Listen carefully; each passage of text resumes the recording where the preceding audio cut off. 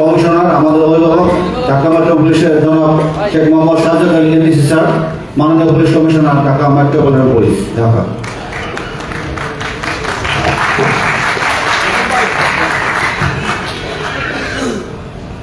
বিসমিল্লাহির রহমানির রহিম। আজকে এই মত বিনিময় সভার সম্মানিত সভাপতি, উপস্থিত সাংবাদিকবৃন্দ, উপস্থিত সুধীবৃন্দু, বিভিন্ন স্কুল কলেজের ছাত্রছাত্রীবৃন্দ, সকলকে আমার শুভেচ্ছা। আমি আজকে অত্যন্ত ভারাক্রান্ত হৃদয়ে আপনাদের সামনে উপস্থিত। গত এক মাস আগে আমি ঢাকা মেট্রোপলিটন পুলিশের পুলিশ কমিশনার হিসেবে যোগদান করি। নানা কর্মকাণ্ডে ব্যস্ত থাকার কারণে এরূপ একটি মত বিনিময় সভা করতে আমার বিলম্ব হল। প্রথমেই আমি গত জুলাই আগস্টে গণঅভ্যুত্থানে যিনারা প্রাণ দিয়েছেন তাদের রুহে মাগফিরাত কামনা করি এবং যারা আহত আছেন তাদের দ্রুত আরোগ্য লাভের জন্য মহান আল্লাহ পাকের কাছে প্রার্থনা করি। স্বাধীনতা যুদ্ধের শুরুতে যে রাজারবাগ থেকে প্রথম পাক শাহাদাতদের বিরুদ্ধে প্রতিরোধ করে তুলেছিল পুলিশ, সেই পুলিশ জুলাই আগস্টে যে কাণ্ডটি করেছে তার জন্য আমি সংগ্রামী। এর জন্য আমার কিছু সহকর্মী দায়ী এবং আমরা চেষ্টা করছি তাদেরকে আইনের আওতায় এনে বিচারের সম্মুখীন করা। দীর্ঘ সময় ধরে আমি বিভিন্ন শ্রেণী পেশার মানুষের কথা শুনলাম। ঢাকা একটি জনবহুল শহর, অস্ট্রেলিয়া একটি মহাদেশ, আপনারা সবাই জানেন। সেই মহাদেশের জনসংখ্যা 2.5 কোটি, আর ঢাকা শহরের জনসংখ্যাই 2.5 কোটি। এত ঘন বসতিপূর্ণ শহর পৃথিবীতে আর একটিও নেই। তার উপর এই শহরের যে পরিকল্পনা সেটি সঠিকভাবে তৈরি করা হয়।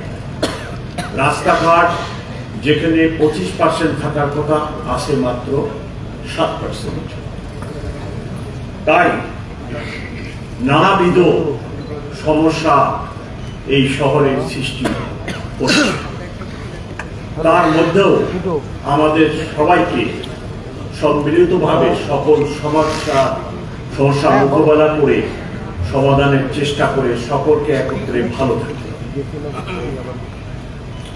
আমি এখানে দু একটি সমস্যার কথা না বললেই নয় বলে বলতে চাচ্ছি।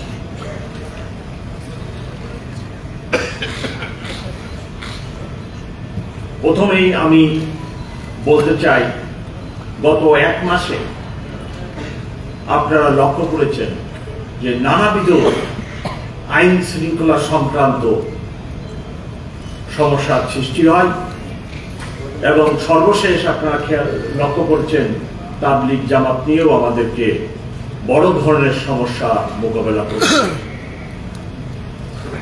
আপনাদের মধ্যে মতপার্থক্য থাকতে পারে, কিন্তু এই মতপার্থক্য সমাধানের জন্য কোনো মারামারি বা বিশৃঙ্খল পরিবেশ সৃষ্টি করা ঠিক নয়।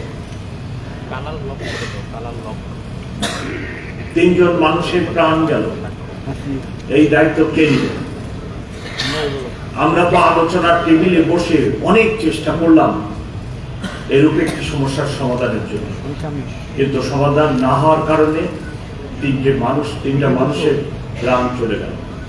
এই দায়িত্ব কে নিবে? ইসলামে এগুলার কোনো সুযোগ আছে বলে তো আমরা মনে করি। আপনাদের সমস্যা থাকলে আপনারা টেবিলে বসে সমস্যার সমাধান করেন, যার ফলে যত্রতত্র মিছিল, রাস্তা আটকে দেওয়া এবং ফলশ্রুতিতে ব্যাপক ট্রাফিক কনজেশন। এই ঢাকাবাসী ব্যাপক কষ্ট হয়, দুর্ভোগ হয়, স্কুলে যেতে পারে না, মুমূর্ষু রোগী হাসপাতালে যেতে পারে না, বিদেশগামী যাত্রী এয়ারপোর্টে পৌঁছাতে পারে না। একটিবারও যদি আমরা এই সকল জিনিস না ভাবি, এই 2-2.5 কোটি লোকের এই শহরে আপনি কিভাবে মানুষের জীবনে স্বাচ্ছন্দ্য দিবেন? তো সবাইকে কোনো একটি কিছু করার আগে অনেকবার চিন্তা করতে হবে যে আমি এই অনুষ্ঠান, এই মিছিল করতে গিয়ে যেন অন্যের দুর্ভোগ টেনে না আনি। চাঁদাবাজি একটি সামাজিক সমস্যা, সামাজিক অপরাধ। চাঁদাবাজি মোকাবেলা করার জন্য শুধু পুলিশ নয়, সমাজের প্রতিটি অঙ্গ সংগঠনকে আগে আসতে হবে। কোথায় চাঁদাবাজি হচ্ছে, কারা করতেছে, চাঁদাবাজির বিরুদ্ধে একটি প্রতিরোধ গড়ে তোলা অত্যন্ত জরুরি হয়ে পড়ছে। চাঁদাবাজির কারণে নিত্য পণ্যের দাম বৃদ্ধি পাচ্ছে এবং সেই কারণে সাধারণ মানুষ দুর্ভোগ পোয়াচ্ছে। আমাদের সমাজের অধিকাংশ লোক মধ্যবিত্ত এবং নিম্ন মধ্যবিত্ত এবং গরিব। নিত্যপণ্যের দাম যদি চাঁদাবাজির কারণে বৃদ্ধি পায়, তাদের সংসার, তাদের আর্থিক কষ্ট হয়। তো চাঁদাবাজির বিরুদ্ধে সামাজিক প্রতিরোধ গড়ে তোলা অত্যন্ত জরুরি। চাঁদাবাজি ঠেকানোর জন্য আমার উপরে অনেক দায়িত্ব, আমার সহকর্মীদের উপরে অনেক দায়িত্ব। আমি চাঁদাবাজদের হালনাগাদ একটি লিস্ট তৈরি করছি এবং এই লিস্ট 1-2 দিনের মধ্যে সম্পন্ন হলে আমি চাঁদাবাজদের গ্রেফতারের জন্য, তাদের বিরুদ্ধে ব্যবস্থা গ্রহণের জন্য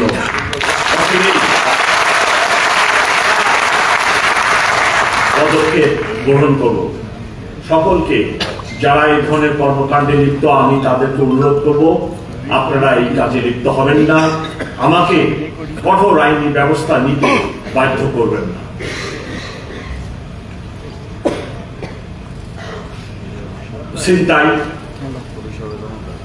ছিনতাই ইদানিং আমার কাছে যে রিপোর্ট, ছিনতাই অনেক বেড়ে গেছে এবং এই ছিনতাইয়ের ঘটনার মধ্যে অধিকাংশ ছিনতাই হচ্ছে মোবাইল ফোন ছিনতাই।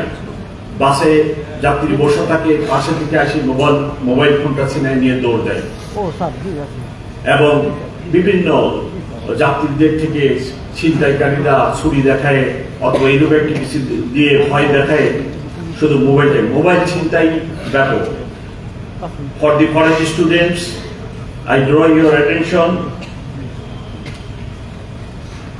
Mobile ছিনতাই is on the rise, so you have to take care of your mobile when you are walking on the street, or you are shopping somewhere, or you are having your snacks or something like that at the footpath. So you must carry your mobile and your vanity bag or like this with you. You must take care.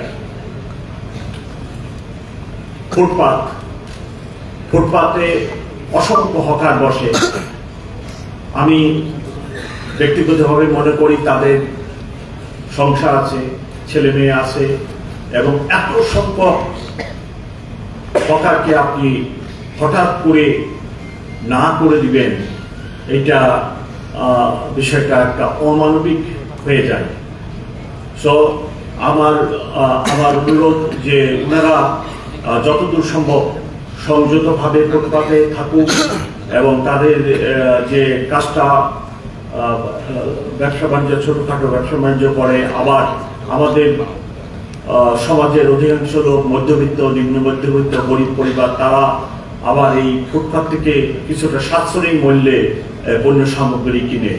এইসব বিষয়ে নজর রেখে আমি চাই যে ফুটপাতে যিনারা এই ছোটখাটো দোকান বসে ব্যবসা বাণিজ্য করতেছেন তারা যেন খেয়াল রাখে যেন আমার ট্রাফিক কোনোভাবে ডিস্টার্ব না হয়, এবং আমার মানুষ এই শহরবাসীর যেন ফুটপাত দিয়ে হাঁটার একটা সুযোগ থাকে। সবই দখল করে যদি নেন তাহলে তো আমার শহরে যারা বাস করতেছেন তারা হাঁটানোর সুযোগ পাবেন না, আমার ট্রাফিক ডিস্টার্ব হবে, অতটা তো ছাড় দিতে পারবো না।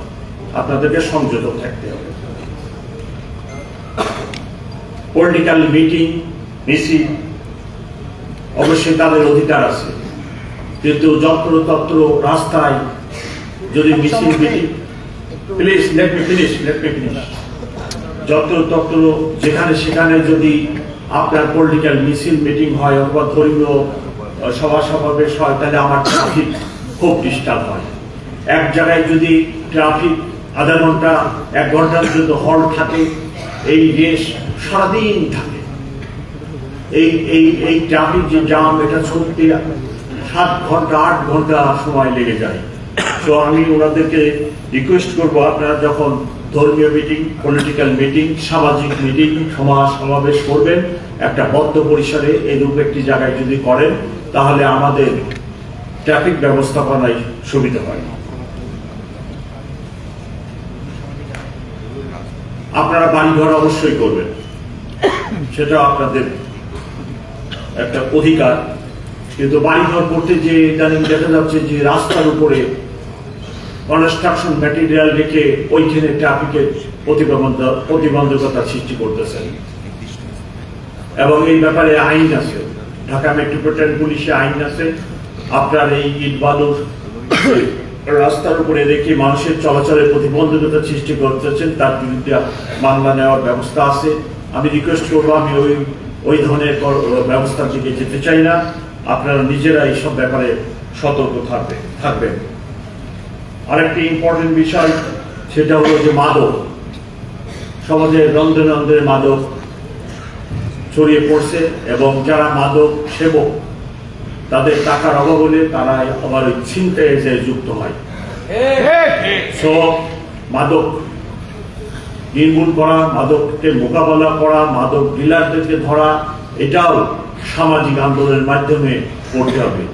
সব দায়িত্ব যদি আপনারা পুলিশের ধারে চাপিয়ে দেন তাহলে পুলিশের পক্ষে এত সমস্যা মোকাবেলা করা অত্যন্ত কঠিন। আমি অনুরোধ করবো সমাজের যারা নেতৃবৃন্দ আছেন সবাই এগিয়ে আসেন, আমরা সম্মিলিতভাবে আমাদের সকল সহযোগিতা দিয়ে আমরা এই যে মাদক এটাকে নির্মূলের চেষ্টা করি। মাদক একটি ফ্যামিলির একটি মানুষ যদি মাদকাসক্ত হয় ওই পুরা মহল্লার লোকের জন্য একটা অশান্তি বয়ে আনে।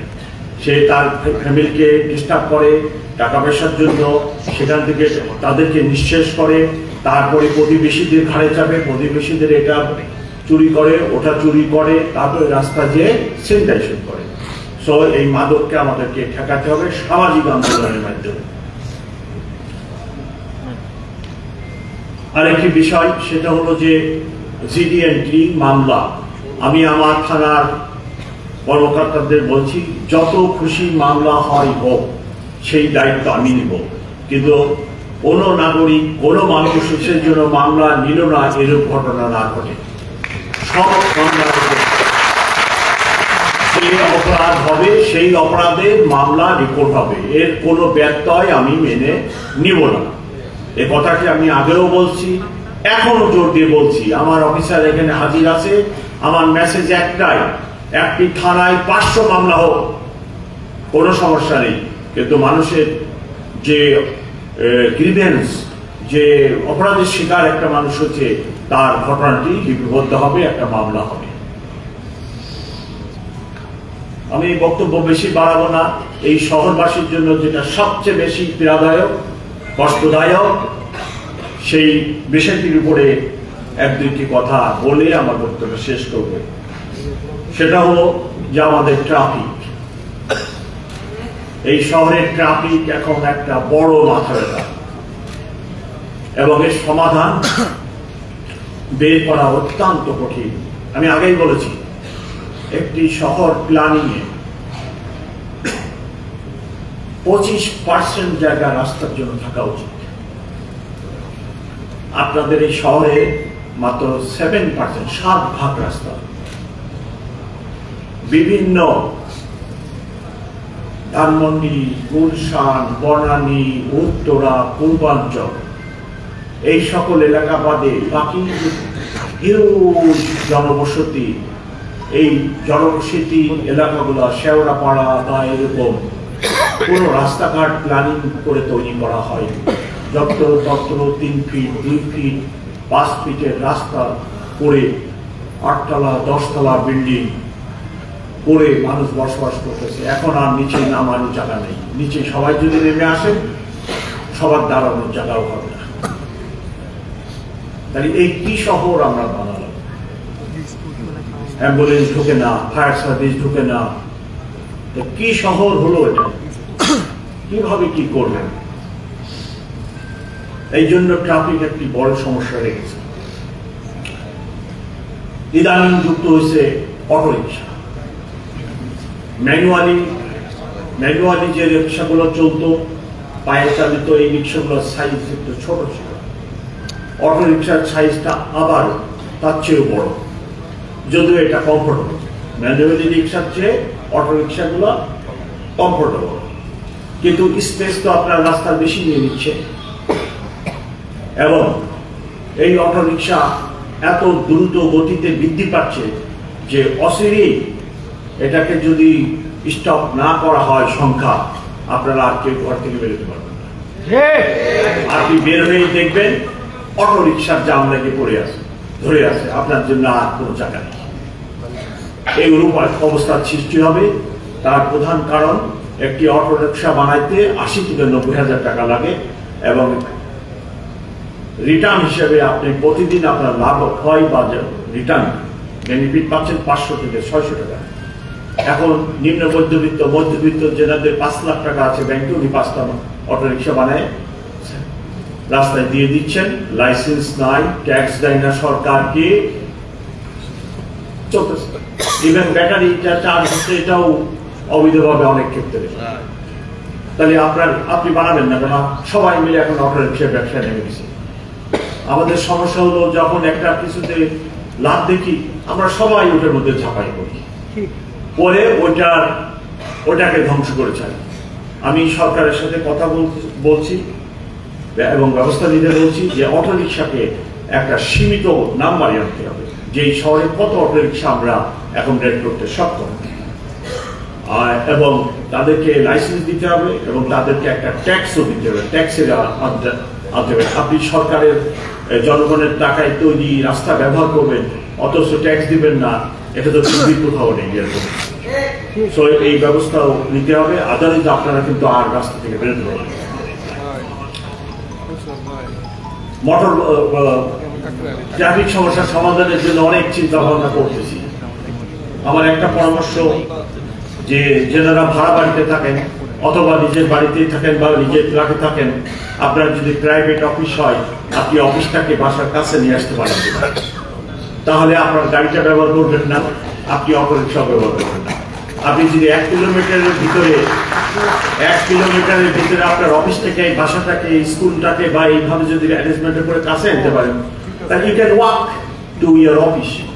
আপনি পায়ে হেঁটে যাবেন 1 কিলোমিটার এবং পায়ে হেঁটে দিন শেষে কাজ করে আবার বাসায় চলে আসবেন। আপনি গাড়িও ব্যবহার করবেন না, অটো রিক্সা ব্যবহার করবেন না, রিক্সাও ব্যবহার করবেন।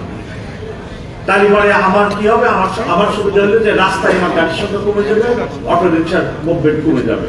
আপনারা যদি এইরকম একটা সহযোগিতা করেন, তাহলে কিন্তু রাস্তা ব্যবহারকারীর সংখ্যা অটোমেটিক কমে আসে।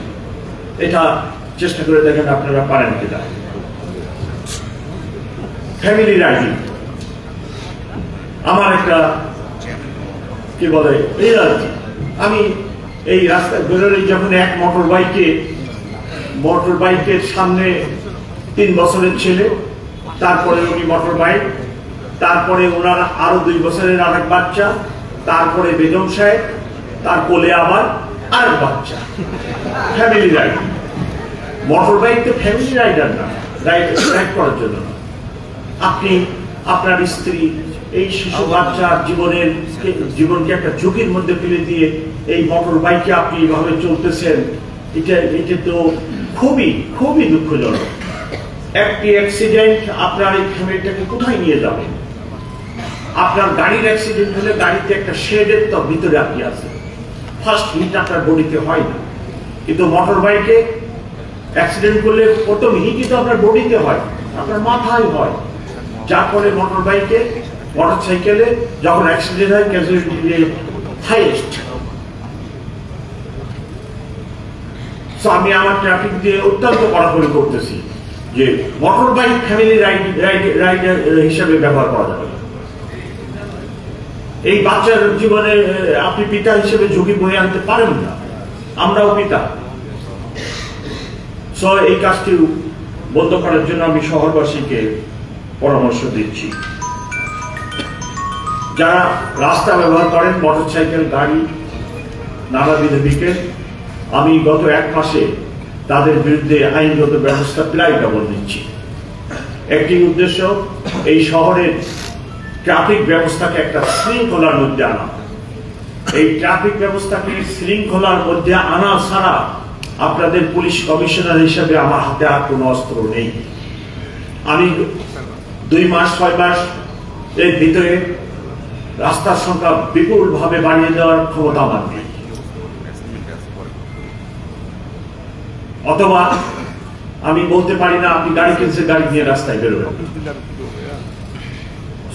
আমি অনেক চিন্তা ভাবনা করে দেখছি, আমার হাতে একটাই টুল, সেটা হলো যে যিনারা রাস্তা ব্যবহার করবেন অবশ্যই রাস্তার শৃঙ্খলা ওনাকে মেনে চলতে হবে।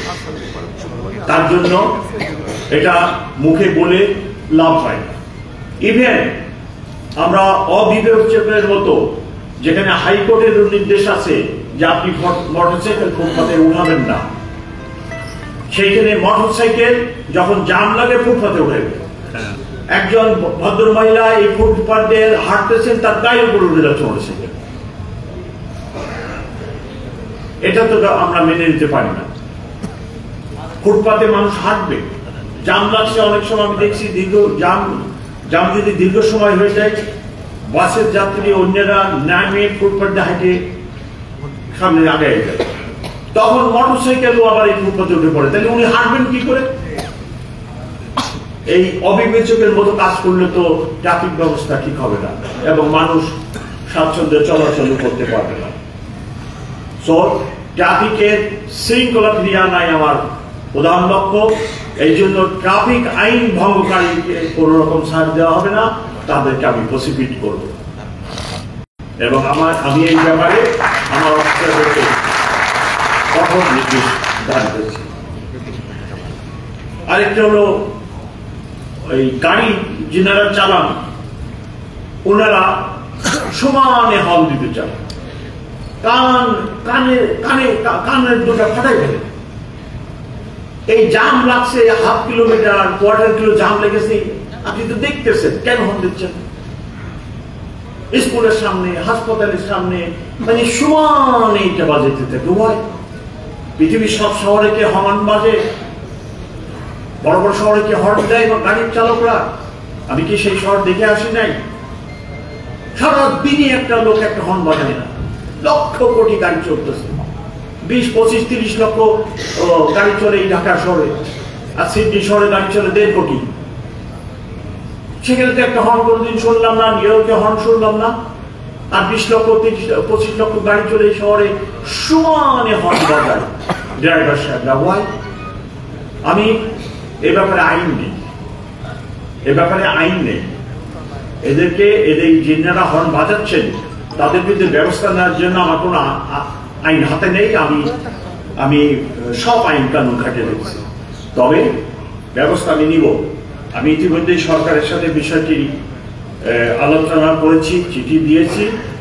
আমি পরিবেশ আইনে, সড়কের আইনে পরিবর্তন এনে আমার সার্জেন্ট যাতে স্পট যিনি হর্ন বাজাবেন তার বিরুদ্ধে তাকে প্রসিকিউট করতে পারে এবং ফাইন করতে পারে টাকা, সেই ব্যবস্থা নেওয়ার জন্য সরকারের সাথে আমি বিষয়টি নিয়ে আলোচনা এবং লিখিত চিঠিও দিয়েছি। এই আইন হলে যে সকল ড্রাইভার সাহেবরা এইভাবে যেখানে সেখানে হর্ন বাজাবে, জাম লাগলেও হর্ন বাজাবে, স্কুলের সামনে হাসপাতালের সামনে হর্ন বাজাবে, আমি তাদের বিরুদ্ধে ব্যবস্থা নিচ্ছি।